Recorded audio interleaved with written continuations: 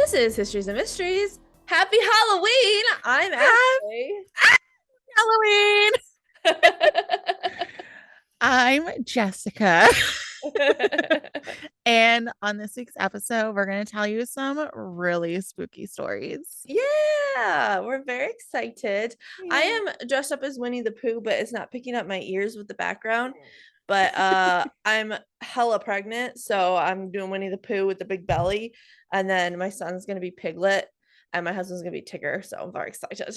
Oh, that's so cute. Oh my God, my dog. Jesus, Murphy. Hello. Hi, hi puppy. Um, can you even see him? Yeah. Yeah, Oh, his in my eyes are ears though. creepy. They're so cute. Thanks. Okay. Yeah, he wants a lot of attention. I'm so sorry. He's sweet boy. All right, Yeah, so we're gonna tell some spooky stories, whether they're true or not, you decide. you decide. So I have my spooky stories are from Esquire magazine, esquire.com, and it's the title is 11 terrifying but true horror stories reported in the news. Ooh, mine's scaryforkids.com. Oh, so Jessica and I are going to go back and forth telling stories.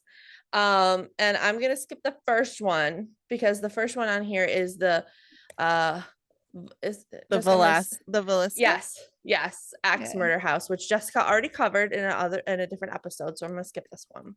Yeah, but it's really good, so go listen to the Yeah, episode. it's a great one. All right, so this first one is called The Haunted Doll. Ooh, which one? It's a new one. Oh, okay. Yeah. All right. So when you think, and this is, I'm reading the story directly from Esquire. So when you think of haunted dolls, it's likely the creepy old Victorian looking porcelain kind that springs to mind, none of which you probably have laying around. Still, don't get too comfortable around any kids' toys too soon, though.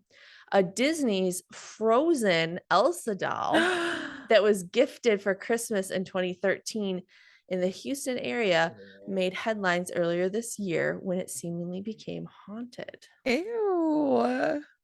The doll would recite phrases from the movie Frozen and sing Let It Go when a button on its necklace was pressed. And when it did it in English. And they said for 2 years, this doll did it in English, just like it was supposed to, no big deal. But in 2015, it started doing it alternating between Spanish and English. Ew. And there wasn't a button that changes. You know how like on a lot of kids' toys you can change the language? Yeah. There wasn't one. Oh, I don't like that.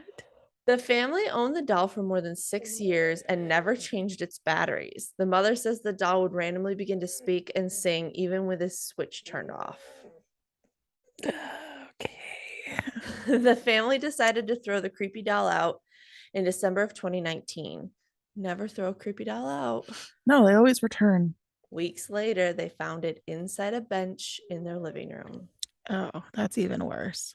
The Did the kid not go like get it?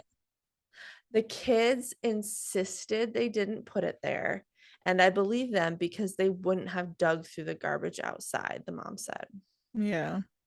At that point, Elsa ceased to sing the English rendition of Let It Go altogether, speaking only Spanish when pressed. The family then double bagged the bizarre doll and placed it at the bottom of their garage, which was the bottom of their garbage, which was taken out on garbage day. They went on a trip shortly after, and when they returned, Elsa too had come back and was waiting in the backyard of their home. Ew. This time, the family mailed Elsa to a family friend in Minnesota who taped the haunted doll to the front bumper of his truck. It doesn't seem to have made its way back to Houston yet, but it is tied to the truck. So if you ever see an Elsa doll in Minnesota tied to the front of a truck when you're driving around, it's the haunted Elsa doll. That's hilarious. Oh my gosh. I don't like what would I mean, if all it was doing was just singing, like what's I would be scared that it would escalate. I would probably bring it to like a I don't know, like someone who would take something like that, you know. a priest? Okay. Okay, well, that was not what I was expecting. So I'm going to tell a story next that is, um, I would like to say it's like a well-known creepy story. I think It's it's pretty well known, yeah. But I haven't heard it since childhood, so I don't really remember it, you know. oh yeah, it's one of my favorites. So of course I had to tell it. So it's the girl with the red ribbon. Yes. So Bill whistled as he strolled through the park. He was on his way to meet his girlfriend, Sally. He could smell spring in the air. He jingled the engagement ring in his pocket and thought about asking Sally to marry him. Sally sat down on a park bench and Bill kneeled down in front of her. Sally, Bill said, you are the most beautiful girl I've ever met. I love you and I want you to be my wife. Will you marry me? You Sally should do laughed. audiobooks.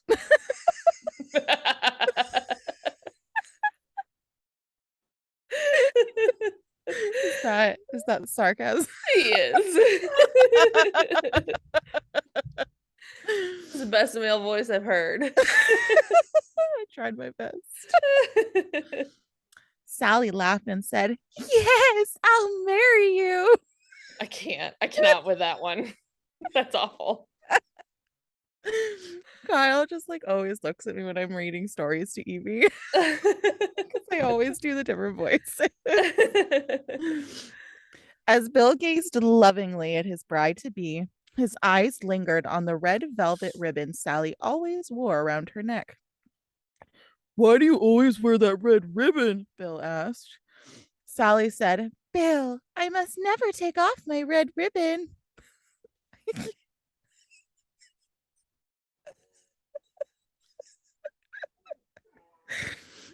Okay. It's awful. Bill smiled at Sally and left the ribbon alone. Bill and Sally were married that June. Bill found a lovely little house in a nice neighborhood and they moved in. Bill bought Sally many party dresses, but Sally always wore her red ribbon with each outfit. Bill thought this was odd. Sally just smiled and said, I must never take off my red ribbon. After a few years, Sally found out she was going to have a baby. Aw. This news delighted Bill. Sally talked with her friends who had babies. Bill talked with his buddies who had children. They talked together late into the night about what they had learned from everyone. When the big day came, Sally said, Please tell the doctor I must not take off my red ribbon. Bill was frustrated, but he promised Sally that he would tell the doctor. After the baby was born, Bill gave Sally flowers. Thank you for the flowers, Bill, Sally said. And thank you for telling the doctor I must not take off my red ribbon. Bill did not understand why the red ribbon was so important. Do you want to hold little Billy? Sally asked. Bill, Sally, and little Billy lived happily for many years in the small, lovely house in the nice neighborhood. When little Billy was a baby, he would sometimes reach for the red ribbon around his mother's neck. Sally would gently take his little hands in hers and coo at him, saying, Mommy must never, ever take off her red ribbon. The red ribbon had frustrated Bill for a long time. He loved Sally with all of his heart, but did not understand her need to wear the red ribbon. After many years, Bill had an idea. Our anniversary is coming up. I will buy Sally a beautiful necklace. She will take off that old red ribbon so she can wear the beautiful necklace. Their anniversary came. Bill told Sally to, or Bill took Sally to a fancy restaurant overlooking Central Park. They had a delicious meal. Then Bill gave Sally a velvet box with a beautiful diamond necklace in it. She opened it, smiled, and tears came to her eyes. Bill put the necklace around her neck and started to take off the red ribbon. Sally stopped him. She said, I must never take off my red ribbon. Bill sat back in his seat with a huff. He looked at Sally and shook his head. I may never understand, Bill said. Sally gently placed the diamond necklace back in the velvet box and closed the lid. It is lovely, Bill. I will treasure it always. But I must never take off my red ribbon. Why? Bill asked, as he had for so many years. Sally smiled sadly and shook her head. She did not answer him. Late that night, Bill was still awake. I've loved Sally for more than 20 years, but she insists on wearing that horrible red ribbon around her neck. I think it's about time I find out why. Don't mess with it. Don't mess with it. Bill got out of bed and walked around to Sally's side. Bill carefully pinched the ends of the bow on the ribbon. Don't do it, Bill. He began to slowly pull on the ribbon. The bow became smaller and smaller. The loops of the bow pulled through, and only a half knot was left. Bill, don't do it. Bill slid his finger under the half knot and tugged. Bill, slide your finger under something else, okay? Zip!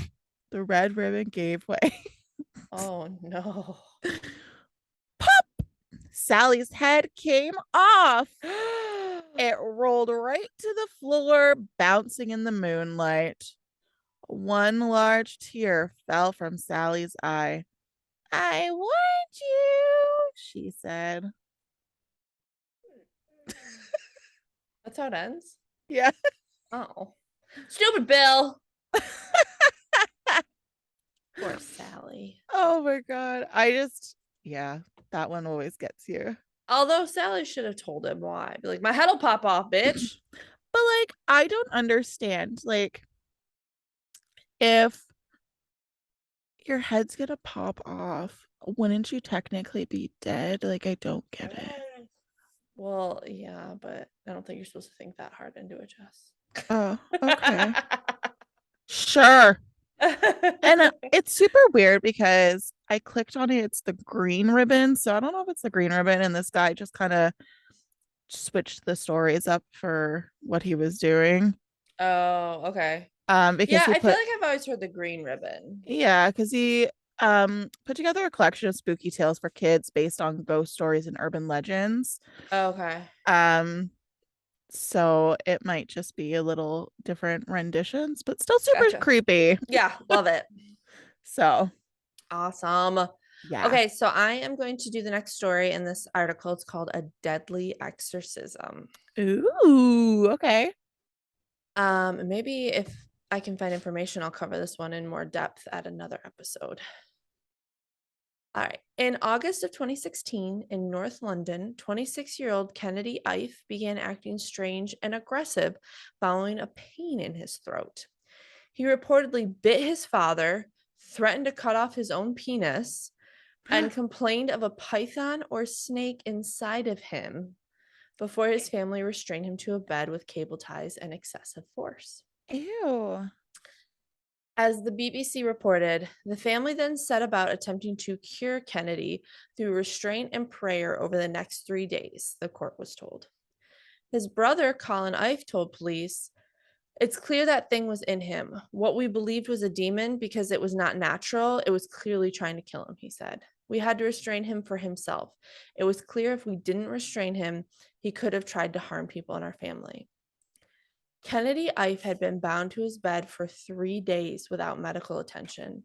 When his brother called emergency services explaining that Kennedy Ife was complaining of dehydration, he appeared to have developed breathing issues and was pronounced dead at 10:17 a.m. What? As the Independent reported, while police were at the house, Colin Ife allegedly carried out an attempted resurrection by chanting and praying for Mr. Ife. All 7 of Kennedy Ife's family members were accused of manslaughter, false imprisonment, and causing or allowing the death of a vulnerable adult. A postmortem examination revealed over 60 wounds, including a possible bite on Kennedy Ife's body. And his father, Kenneth Ife, along with 4 of his brothers, sustained injuries as well. Wow.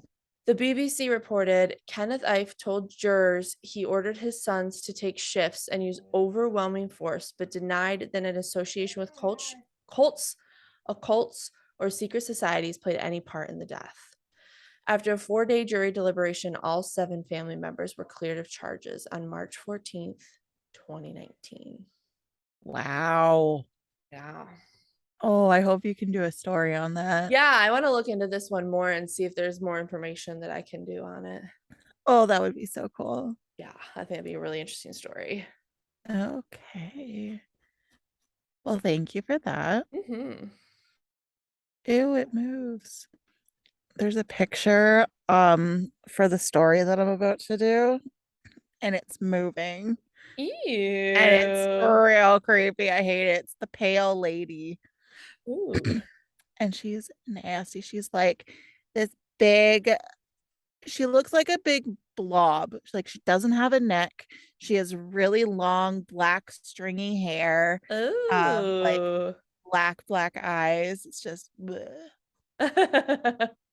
So this is the pale lady. Okay. Lexi Morgan had a dream.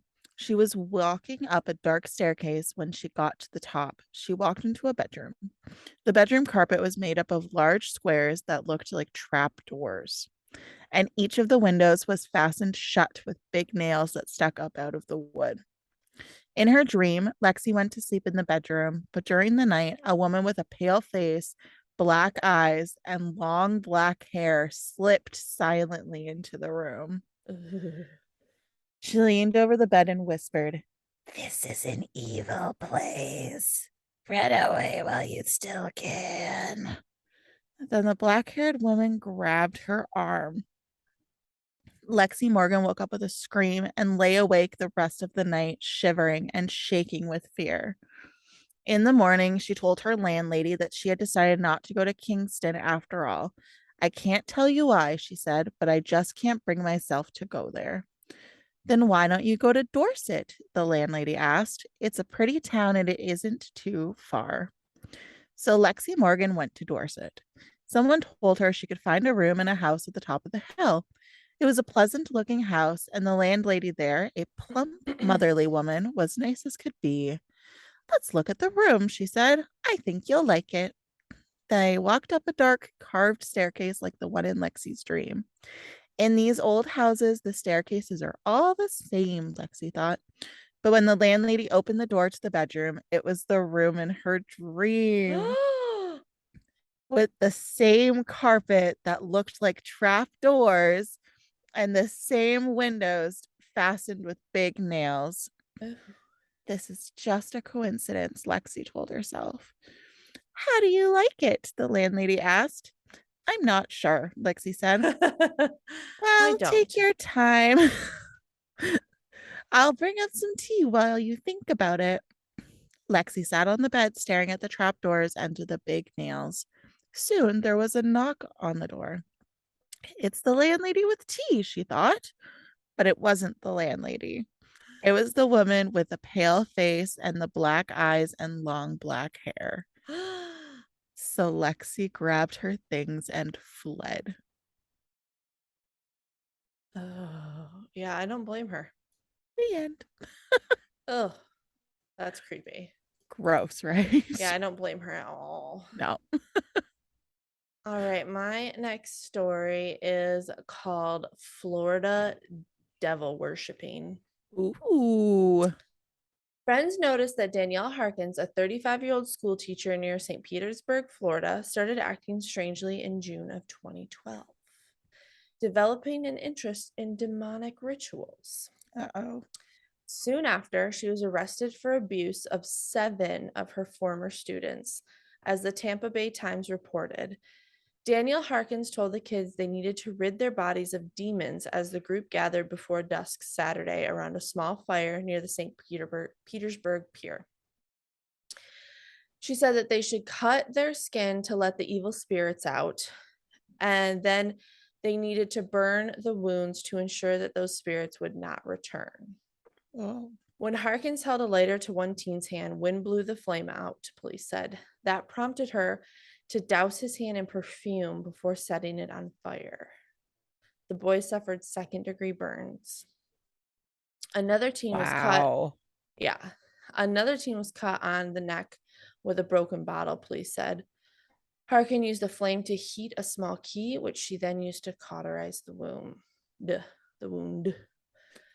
The police were notified because a friend of one of the students who participated in the ritual raised alarms. However, none of the students themselves told their parents about the event or would comment following the arrest of Harkins for aggravated battery and child abuse. NBC reported investigators said they've spoken to Harkins, but she didn't spell out what type of religion would require such drastic measures. She hasn't informed us exactly what she was trying to accomplish with this, Putes of the St. Petersburg Police Department said. And that's it on that one.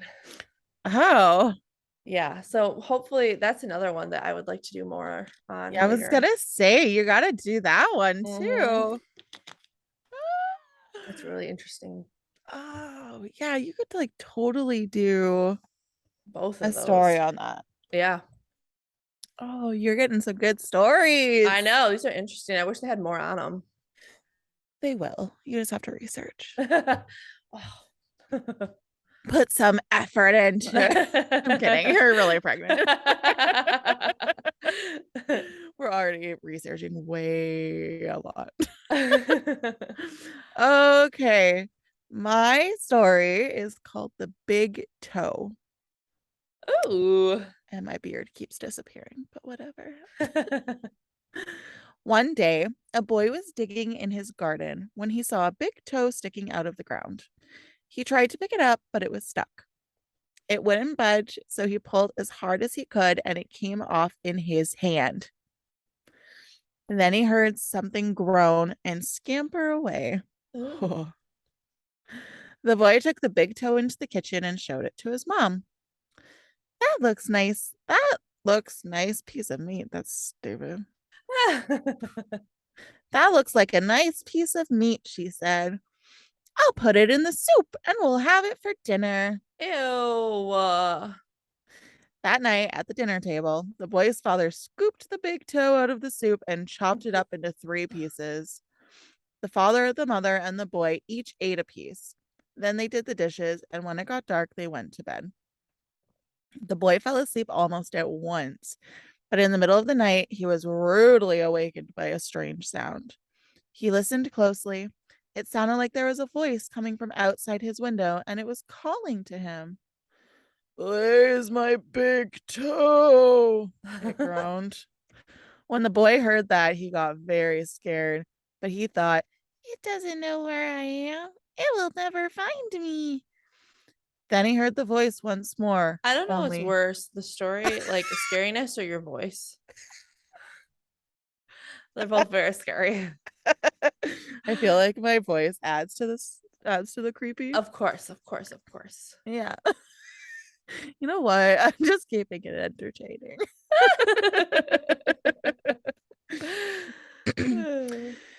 Then he heard the voice once more, only now it was closer. I already said that. Whatever. Where is my big toe? It groaned.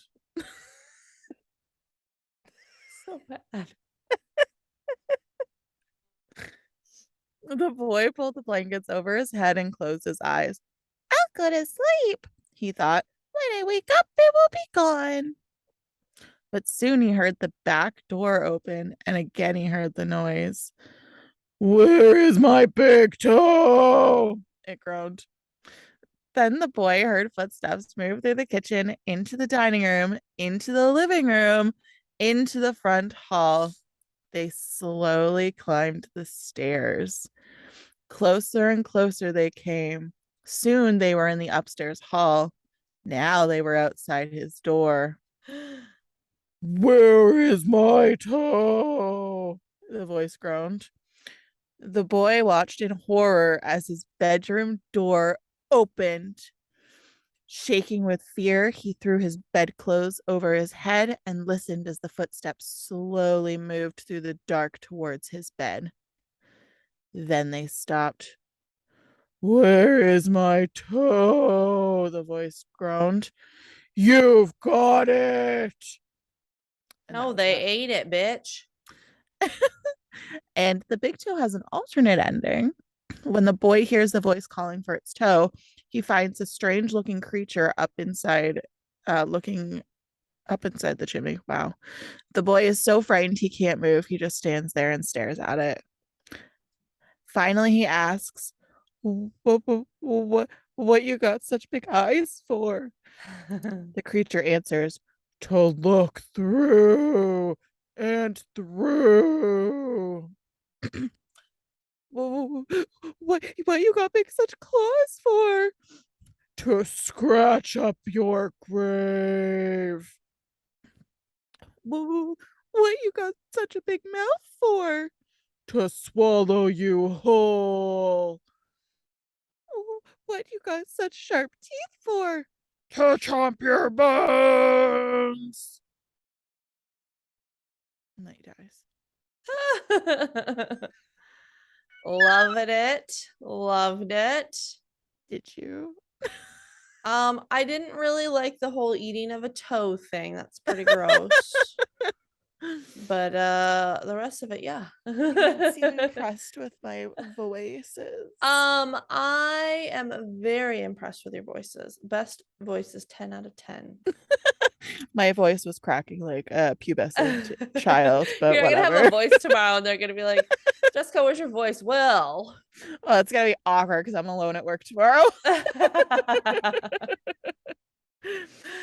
All right, tell me your next one. It is Utah murder suicide.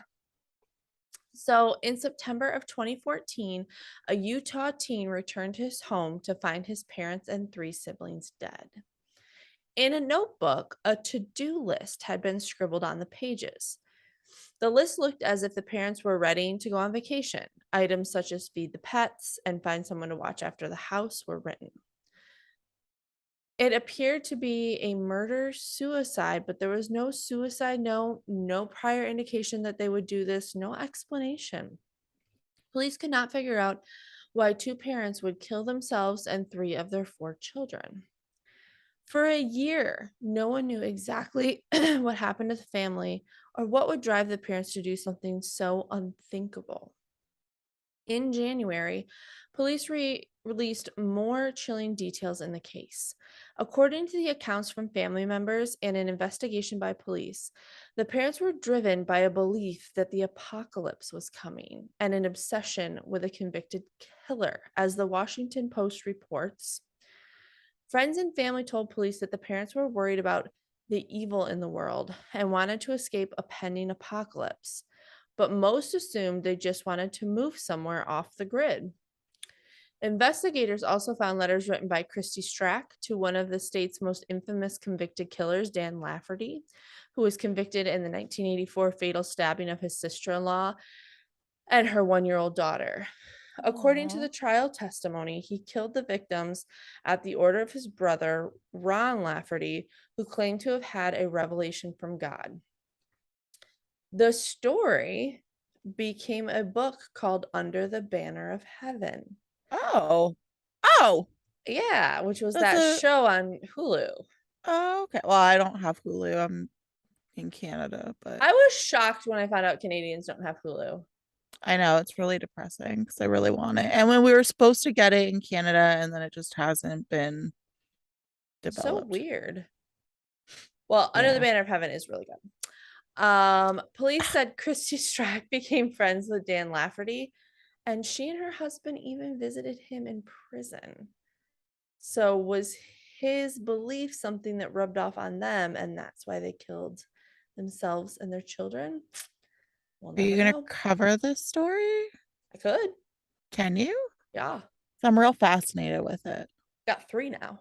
Amazing. That's insane. Yeah.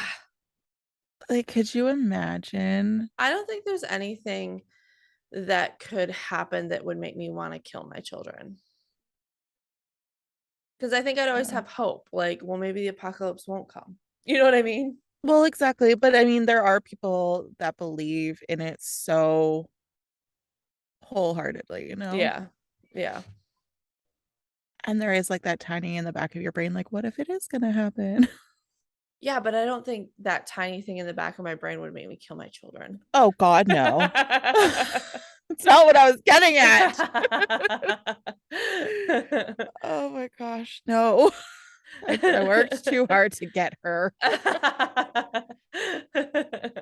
Oh my gosh. Okay, yeah, tell me more about that one because so Super interesting. fascinating. Yeah. Yeah. Okay. My last story. Okay. Oh, I'm down to my last one too. Okay. My last story is The Bride. Oh. It's an urban legend known as the Mistletoe Bride, Bride and Seek, or the Missing Bride. Ooh. And this is a version of that legend. A young couple got married, and after the wedding, they held a reception in the bride's grandmother's house. All their family and friends arrived, and they laughed, danced, and sang long into the night. After the wedding reception, the guests decided to play a game of hide and seek. The groom covered his eyes and began counting to 100 while his new bride and the other guests ran out of the room looking for somewhere to hide. Eventually, the groom had found everyone except his beautiful bride. The other guests began calling out her name and searched everywhere for the young woman. They began to grow more and more uneasy when they couldn't find any trace of her. Eventually, they gave up searching, and everyone assumed that the girl had run away and left her husband. As the weeks went by, the husband accepted that his beautiful bride must have had second thoughts about their marriage. He decided to forget about her and go on with his life. A few years later, a cleaning lady was dusting in the attic when she came across an old trunk. Out of curiosity, she opened it. Inside the trunk, she found the rotting corpse of a young woman still dressed in a bridal gown. Oh no. There was a wedding ring on one bony finger, and it was the missing bride. She must have hidden in the trunk and accidentally locked herself inside. It was impossible to tell whether she had suffocated or starved to death, but her face was frozen in a silent scream. Ooh. Yeah. Oh, that's creepy. Isn't that awful? Yeah. And there's a picture of it. It's just horrible. Oh. Blech. All right, my last one's real bad too. You ready? Yeah. The title is Issei the Cannibal. Ugh. Don't like cannibals. In 1974, 24-year-old Waco University student Issei Sagawa allegedly followed a German woman home to her home in Tokyo, Japan. He broke into her apartment while she was sleeping and attempted to cut a piece of flesh off of her body to consume. Ew. When she awoke, she reportedly fought him off, and he was later captured by the police. According to a 2012 Vice documentary that covered Issei's bizarre story, he was mistakenly charged with attempted rape, and his wealthy father paid the victim a settlement outside of court to have the charges dropped. Well, that's good. Yeah.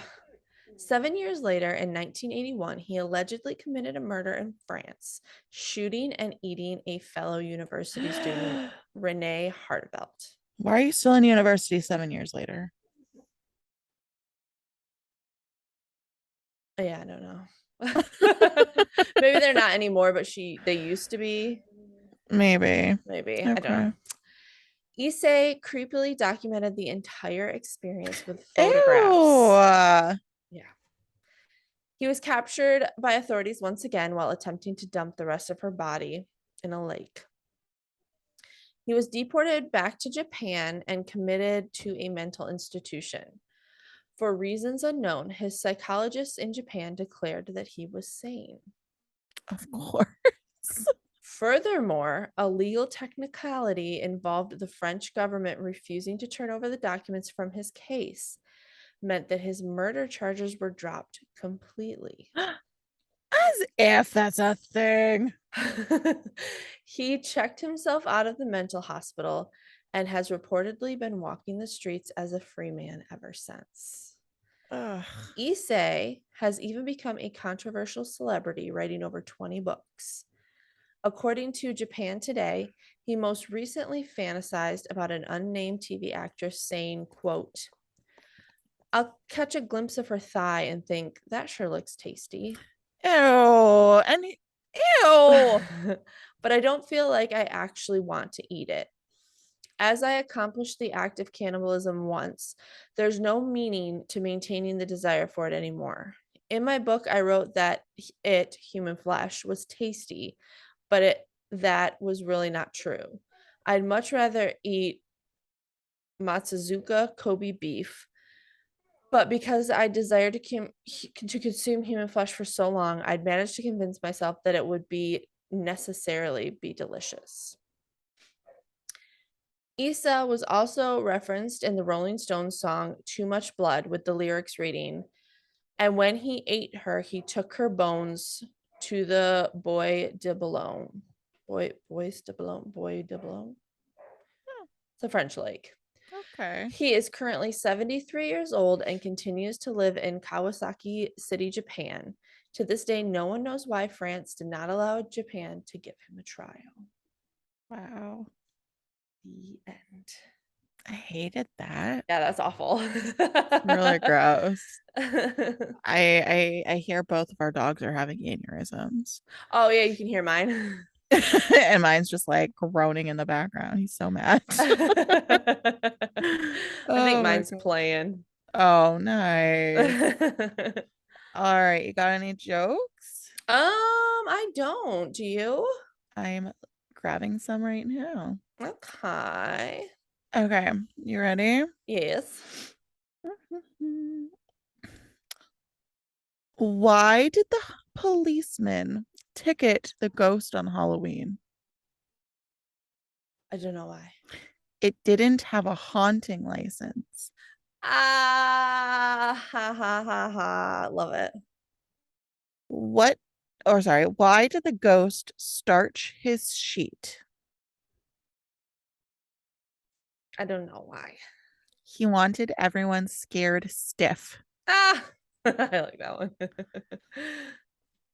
Um, how do you know when a ghost is sad? When a ghost is what? Sad. Oh, I don't know how. He starts boo hooing. That's cute. And one more, okay? Okay. What did Dracula say when the witch and the warlock started kissing? I don't know what. Get a broom. Ah, get up, broom. You got it. Yeah. Get Dude, it? got it. I love that.